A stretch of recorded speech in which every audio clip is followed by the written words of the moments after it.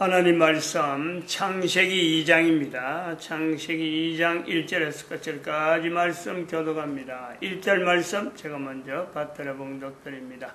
천지와 만물이 다 이루니라.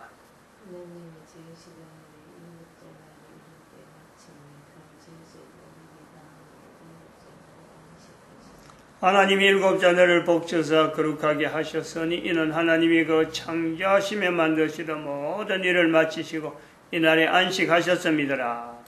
너희가 하나님의 성전인 것과 하나님의 성령이 너희 안에 거하시는 것을 알지 못하느냐?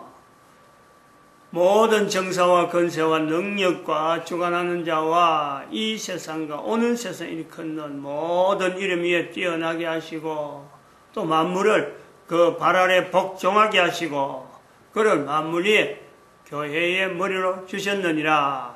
교회는 그의 몸이니 만물 안에서 만물을 충만케 하시는 자의 충만이니라. 평강의 하나님이 친히 너희로 온전히 거룩하게 하시고 또 너희 온 영과 혼과 몸이 우리 주 예수 그리스도 강림하실 때에 흠없게 보존되기를 원하노라. 너희를 부르시는 이는 미쁘시니 그가 또한 이루시리라.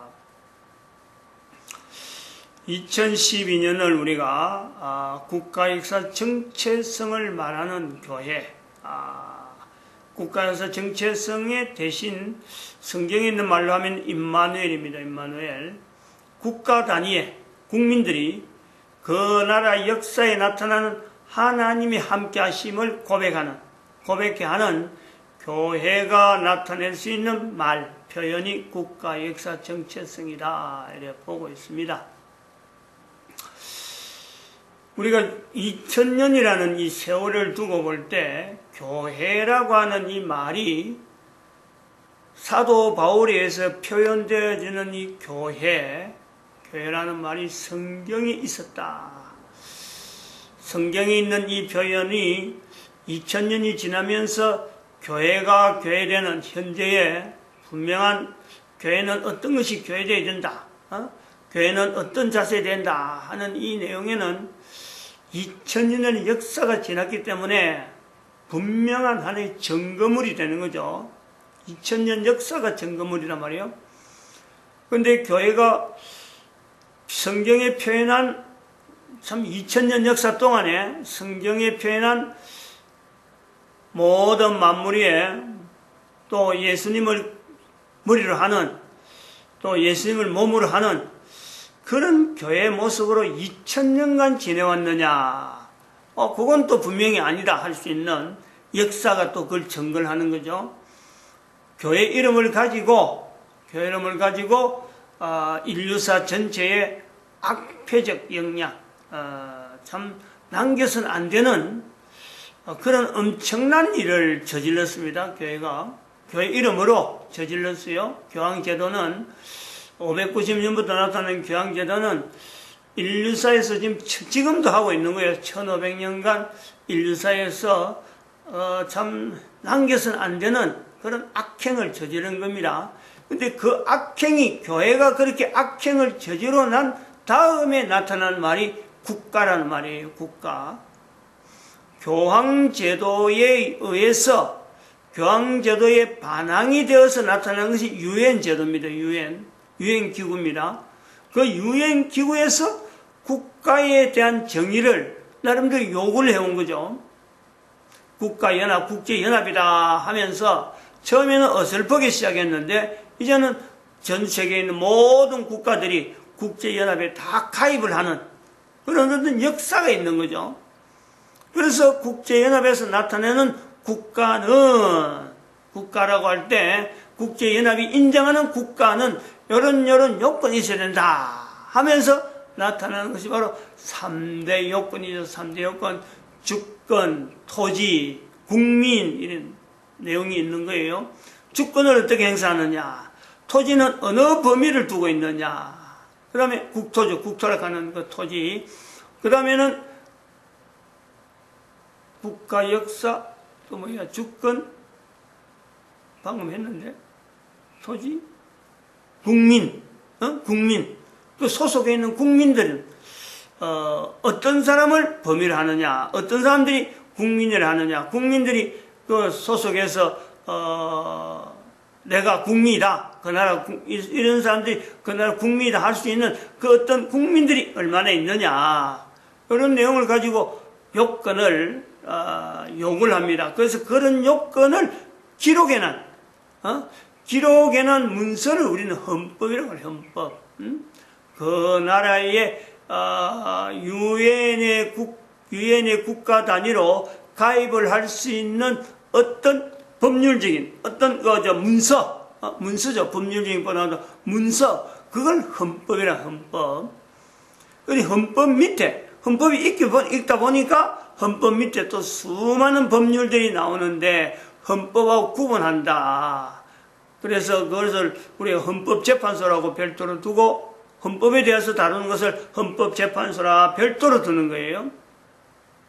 헌법재판소에 들어가는 법관은 그 나라 대통령, 우리나라 같은 경우는 대통령이 임명을 합니다. 임명을. 그걸 국회에 동의를 받는 그런 형태의 어떤 공식적인 절차를 가지고 있는데, 이것이 2012년에 바라보면은, 2012년 연대로 보면은 인류 종말의 시대라 하고 선포되는 2012년은 유엔하고 이거 전혀 별개가 아니고 유엔이 형성되어진 것이기 때문에 이스라엘의 1945년에 독립이 되어진 그 역사 때문에 또 1945년에 대한민국의 독립이라고 하는 것이 연결되면서 세 가지가 연결되어서 인류 종말의 시대라 하고 2012년을 한 겁니다.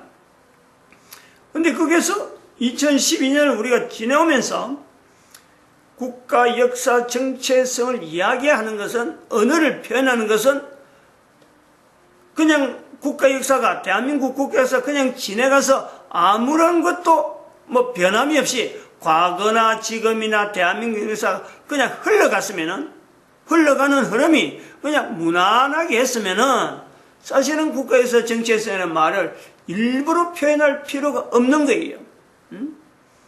그런데 2012 박근혜를 어떤 정점을 해가지고 다음에 연결되는 현재 문재인, 2012 박근혜에서부터 바로 다음 대통령으로 재임하는 문재인 정권이 들어서면서 대한민국의 역사가, 이건 외국이 그전에도 국정교과서 외국, 그 다음에 또 일반 교과서, 검정교과서, 거의 검정이 국가니까, 다른 교과서, 왜곡하는 거는 얼마든지 있고, 그 역사 부분의 왜곡은 많이 넘어왔는데, 그 교과서상의 역사 부분이다. 너무 심하다. 하는 정도로 인지만 됐는데, 이건 문재인 정권에 들어와서 역사 왜곡이라고 하는 이 내용은 뻔히 보이는, 현재 지금 국가 역사 정체성을 이야기할 정도로 2011의 이 인류의 종말의 시대라고 선포하는 지금에 뻔히 나타나는 역사, 현재 역사, 대한민국의 6.25 사변, 그 다음에 6.25 사변 이후에 나타나는 여러 가지 어떤 경제의 여러 가지 발전들, 이런 과정에서 주어지는 역사 자체를 뻔히 보이는, 제가 지금 1952년생이니까 1950년이라는 6.25 역사 자체, 이걸 없애려는 거예요. 역사를 뻔히 살아있는 사람이 있는데 1950년에 태어나서 6.25 사변이라고 하고 있는 이 내용에 펴서 현재 60년을 살아오는 이런 역사를 살아오는 현장이 현재 있는 대한민국에서 6.25 사변이라고 하는 이 역사를요, 지우려고 한다, 지우려고. 이런 것이 보이는 거요. 그러니까 그것이 위험이다. 도대체 뻔히 살아있는 현재적인 역사를 없애려고 하는 이런 시도를 왜 지금 문재인이가 지금 이 문재인 정권으로 주어지는 이 역사를 왜곡하는 이 무리들이 어떻게 해서 이런 일을 할 수 있을까 하는 그것을 반발이 나오면서 국가 역사 정체성이라는 표현을 하게 됩니다. 이거 분명히 연결해야 돼요. 무난하게 역사 왜곡, 역사 교과서에만 왜곡해가지고 넘어왔으면요, 이래까지 안 넘어옵니다. 국가에서 정치에 대한 말이 안 나와요. 구태여 말할 필요 없어. 왜냐하면 이 객관적인 내용의 역사 부분에, 과거의 역사에 대해서 객관적인 부분에 서로 다른 시각을 가지고 있을 수 있는 것은 얼마든지 있으니까. 그것이 역사 교과서가 됐든지, 안 그러면 또 역사위원회가 있어가지고 자기 주장이 있었든지, 얼마든지 이거는 뭐 가능성이 있으니까 넘어갈 수가 있어요. 근데 현재 살아있는 6.25 사변의 영향을 받은 이 연대가 60년 지나고 70년 지나가는 이 점이 있는데, 분명히 살아있는 이때에 현재 박근혜에서 문재인 넘어가면서 이거 자체를요, 너무나 확연하게 대통령 되면서 역사에 대한 왜곡 자체를 눈에 보이게 왜곡하려고 하는 이런 시도를 하다 보니까, 그것을 보고 이거 이럴 수가 있느냐 해서 지금 반발로 하나 나타난 내용이, 이게 자연스럽게 국가역사 정체성이라는 단어를 쓰게 된단 말이에요. 그것이 또한 1919년에서 나타나는 3.1운동의 100주년이 지나서 2019년 3월 10일 정도에서 새벽에 늘 하고 있는 이 시간을 국가역사 정체성의 시작이라 하고 지금 선포된 지가, 그래서 알려진 지가 지금 78회입니다. 78회. 100회까지는 안 갔으면 하고 바라고 있어요. 왜냐하면 숫자가 지금 꽉 차가지고 99까지만 쓸 수 있는 주제, 제목 쓰는 칸이 딱 정해져 있으니까 더 이상 여유가 없어서 100회까지는 안 넘어야 되는데 하고 있는데, 지금 뭐 얼마 안 남았어요. 뭐 여기까지 오래 그 생각도 못했죠. 100회까지 뭐 걱정할 생각 못했는데 100회를 걱정해야 될 정도가 왔단 말이에요. 그건 진작 주제에 대한 3.1운동에 대한 내용에 대해서 이게 벌써 들어가야 되는데 이게 굉장히 미뤄진 거예요. 미뤄진 것을 우리가 이 되어지는 사연을 이야기할 때도 주제 자체가 계속해서 연결되면서 우리가 가지고 있는 국가역사 정체성의 오류가 되어질 수 있는, 우리나라 국가역사나 전 세계 인류의 국가역사 정체를 공정하게 다뤄야 되는데, 보편적으로 주어지는 단어, 언어들, 현재 쓰고 있는 언어들의 오류투성이가 엄청나게 있다. 이런 걸 하나하나 연결해서 오다 보니까 그것이 뭐 참 지금 현재 좀 그것이 미뤄진 그런 걸 보는데, 또 하나 우리가 넘길 수 없는 요소가 있다. 3.1운동의 세 가지 어떤 구조물, 교회, 그 다음에 한글, 여자라고 하는 이 요소가 있는데, 뭐 이런 내용을 가지고 이야기하는 사람이 없습니다. 그거 주장한다고 해서 내가 그 주장을 보고 지금 연결하는 건 아니니까. 제 나름대로 대한민국의 국가에서 정체성이 모델이 되어야 되기 때문에, 또 3.1운동이라고 하는 이 운동이 100년이라고 하는 이 요소를 가지고 지금까지 올 수 있는 대한민국의 자부심이거든요. 이 대한민국의 역사적인 유물로서 어마어마한 자부심이 있는 내용입니다. 근데 이 자부심이 그냥 우연히, 그냥 아무런 근거가 없이 단지 3.1운동이라고 하는 그 날짜에 맞춰서 그냥 한번 일시적으로 일어났다가 그냥 쑥 사라져야 될 내용이냐? 그게 아니죠. 전 인류에 영향을 미칠 어마어마한 사건인 것에 주목을 해서 나름대로 하면 이 구조물이 뭐냐? 어떻게 해서 이렇게 참 이 사건이 비폭력으로 전 세계에 유례가 없는, 지금 전 세계 인류사에서 유일하게 남아있는 하나의 비폭력 어떤 국가 전체, 국민들이 전체가 나서고 있는 이 운동이란 말이에요.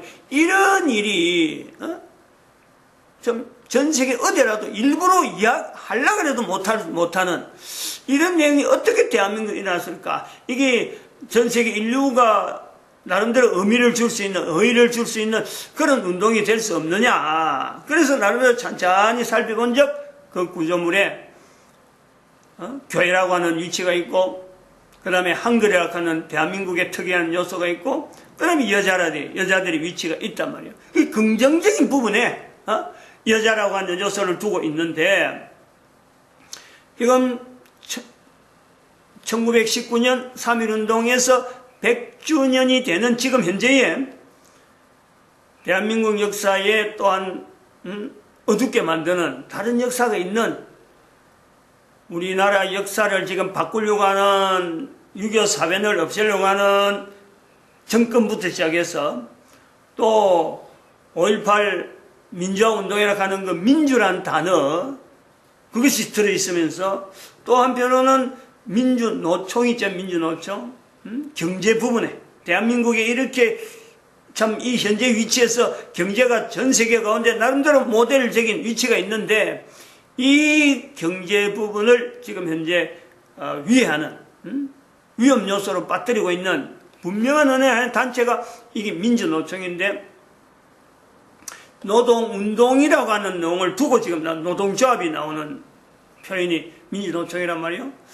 이런 내용의 국가역사, 또 그런 대한민국 2012 박근혜를 탄핵시킨 세월호 사건, 여기에 연결되어지는 여러 내용의 대한민국이라는 이 국민 자체가, 국민, 국토, 주권, 국민이라고 하는 이거 국가 3대 요소라고 하는 그 내용에서 국민이라는 요소가 있는데, 이 국민이 3.1운동 100주년이 되어 있으면서 3.1운동의 정신에 갈림이 되어지는 국민 전체가 하나가 되어서 우리가 외쳤던 그 3.1운동인데, 현재 100년이 지난 지금의 대한민국 국민들은 분명히 하나로 볼 수 없는 갈라지는 내용이 있다. 갈라지는 대한민국 역사도 6.25 사변을 없애려고 하는 그 어떤 정치적인 어떤 전체적인 어떤 흐름이 있는가 하면은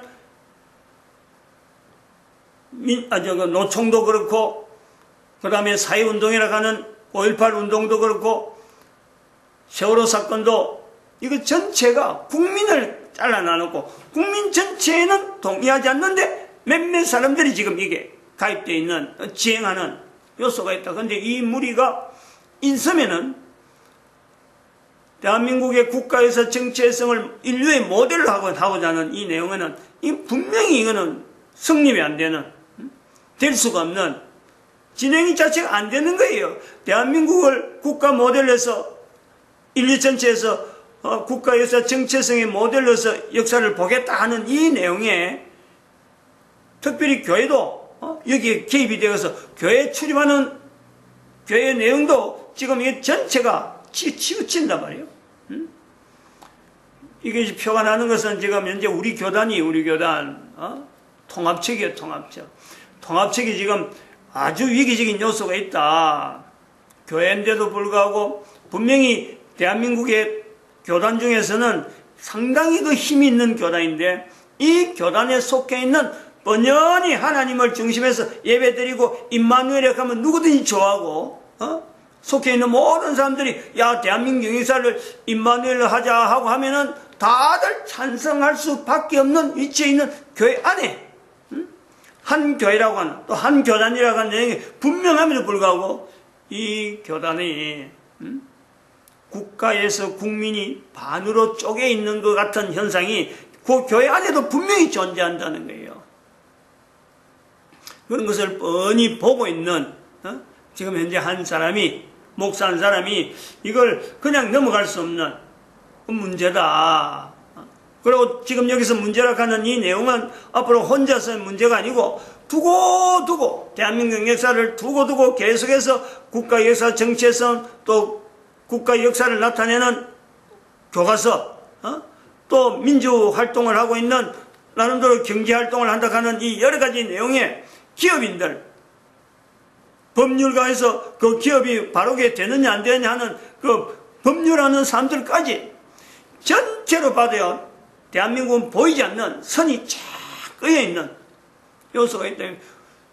국민들을 도움닥하는 공무원들 사이에도, 공무원들이 정치에 개입을 안 하고 늘 중립이 되어야 되는 그 공무원들도 이미 색깔이 쫙 나가 있단 말이에요.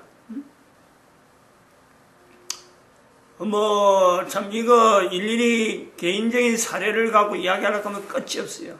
이 문제를 어떻게 푸느냐? 어떻게 푸느냐?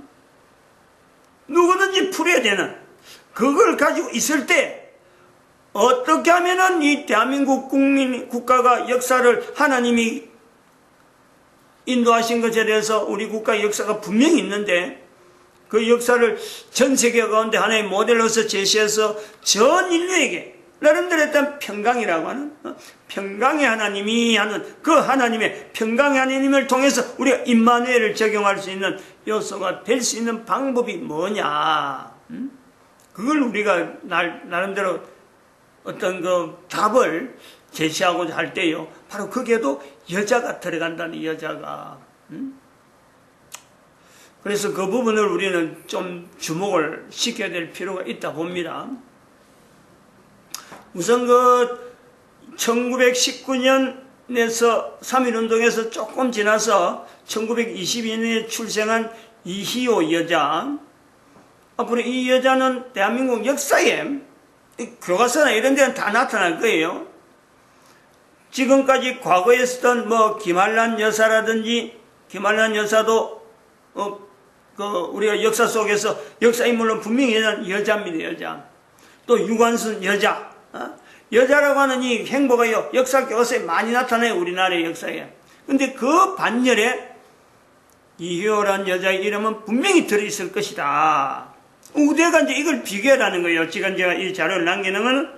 근데 이효는 3.1운동에 나타난 우리 대한민국 정신으로 볼 때는 이건 분명히 대한민국 국민들을 반쪽아리 만드는, 사상적으로 이 이념적인 이런 부분에 대한민국이라고 하는 정부하고는 전혀 맞지 않는 계열에서 존재했던 한 사람이다. 이걸 코에 숨을 쉬면서 살아있는 현재 한 사람이 나타내는 거예요. 대부분의 사람들은요, 이호에 대해서는 말을 안 해요. 근데 제가 이 시간에 남겨놓은 앞에 자료를 쭉 보면서 연결해 봐야 될 내용들은, 이효 여자는 성경에 나타난 대로 북왕국에 있었던 아하방이죠, 아하방. 아하방의 악녀죠, 악녀. 악처죠, 악처. 이세벨로 표현되어지는, 또 이사벨라라 할 수 있는 그런 표현을 했는데, 이세벨, 그 위치가 있다. 신약에 들어오면은, 요한의 목을 벤, 헤롯의, 그것도 헤롯이죠. 빌립의, 헤롯이 그랬나? 헤롯이 취했나? 헤롯 맞지? 헤로디아인가? 헤로디아. 그런 사람들이 있어요. 또, 계시록은 넘어가면은, 무슨 여? 음녀로 나타납니다. 그 표현 자체를 우리가 잘 봐야 돼요. 그냥 음녀라고 해서 우리가 생각하는 엄탕한 여자가 아닙니다. 그게는 사람들의 걸어가는 걸음을 바르게 걸어가야 될 걸음에서 이걸 미혹하는 그 요소에서 하나의 여자의 기능에서 나타나는 그 표현을 우리는 음녀라고 하는 거예요.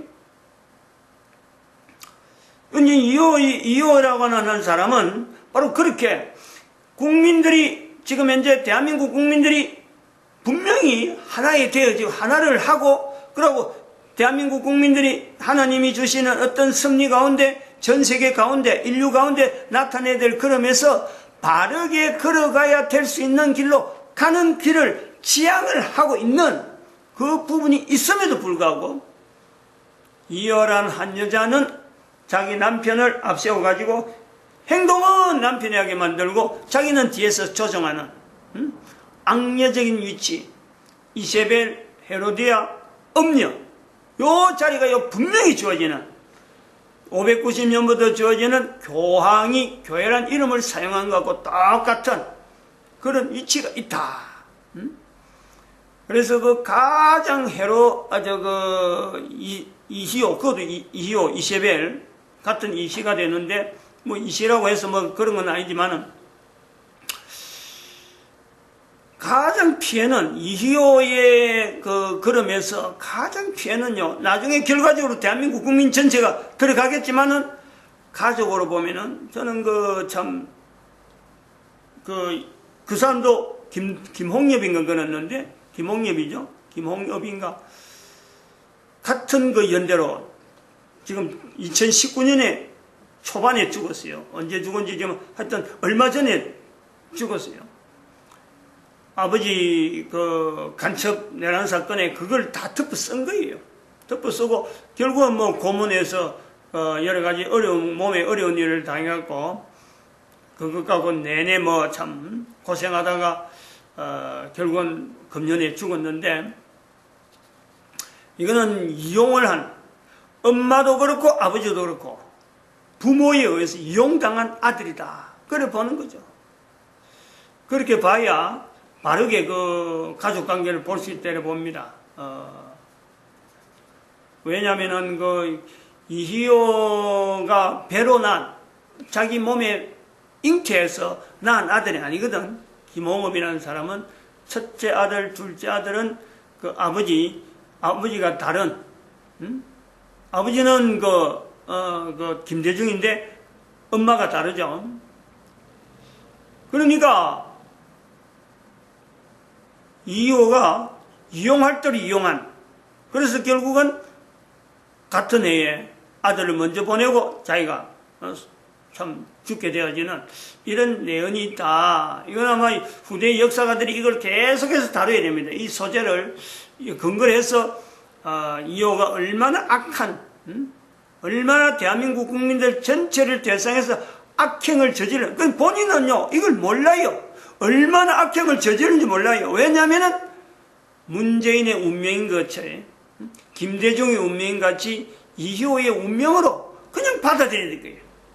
이제 이 부분을 우리가 살펴봐야 된다는 거예요. 대한민국의 역사를 가지고 인류 전체에 어떤 참 하나님이 함께 하신 임마누엘의 내용을 이야기하려고 하면은, 여자들이, 각 가정에 있는 여자들이 자기들의 삶에 통해서 하나님이 함께 하심이다라고 하는 이 고백이 나오는 이 내용이요, 모든 인류에게 이게 필요하다는 거예요. 이거는 여자는 이건 절대 못해요. 여자들이 자기 운명을 하나님이 인도하시는 그 내용이라 하고 받아들일 정도가 되려면은 남편이 철저하게 하나님의 함께 하심에 대한 이 고백을요 계속해서 자기 아내에게 이야기를 해야 돼요. 그렇지 않으면 여자는 그냥 천성적으로 역사라든지 이런 것 자체는 사실은 뭐 전혀 근거 없고 안 하니까 남편만 바라보는 그 환경이고 그 주변의 환경에 그냥 그대로 푹 젖어들 수밖에 없는 그 요소가 있기 때문에 전 인류가 각국 단위로해서 하나님이 함께 하심에 대한 인류 역사, 임마누엘을 고백하려고 하는 이 내용은 한 가정의 남편과 아내의 관계에서 아내가 하나님이 함께 하심에 대한 그 고백을 운명으로 받지 않고 하나님이 함께 하심에 대한 그 고백을 고백할 수 있는 그 아내가 될 때에는요, 전 세계 평강의 하나님이 어떤 하나님인지를 우리가 이걸 이야기를 할 수 있단 말이에요. 우리가 얼마든지 이거는 가능성이 있는 요소로 본다. 그래 봅니다. 오늘 여기서 마치겠습니다. 기도드립니다. 할렐루야.